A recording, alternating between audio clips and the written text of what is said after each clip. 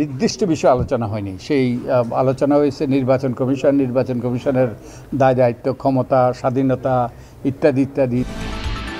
নির্বাচন ব্যবস্থা সংস্কার কমিশনের প্রধান ডক্টর বদিউল আলম মজুমদার বলেছেন, নির্বাচন কমিশন সুষ্ঠু নির্বাচন করতে বদ্ধপরিকর। আমরাও কিছু সংস্কার প্রস্তাব দেব। বুধবার 4 ডিসেম্বর নবগঠিত নির্বাচন কমিশনের সাথে বৈঠকের পর তিনি সাংবাদিকদের একথা জানান।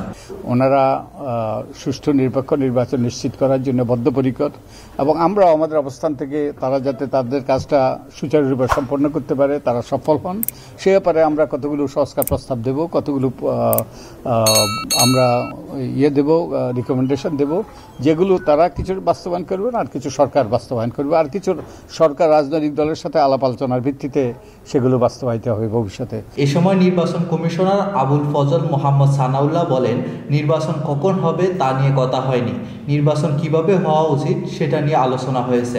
আমরা নির্বাচন ব্যবস্থার উপর আস্থা ফেরত আনতে চাই। আজকে আমরা ছিলাম অনেকটা রিসিভিং এন্ড, মানে লিসেনিং এন্ডে।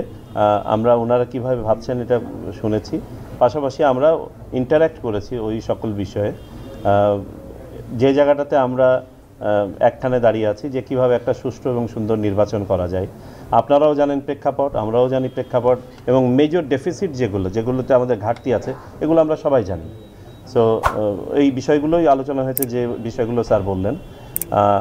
আমাদের দৃঢ় বিশ্বাস, উনি আমাদের সবার শিক্ষকও বটে, যে এইটাই আমাদের প্রথম এবং একমাত্র মিটিং না।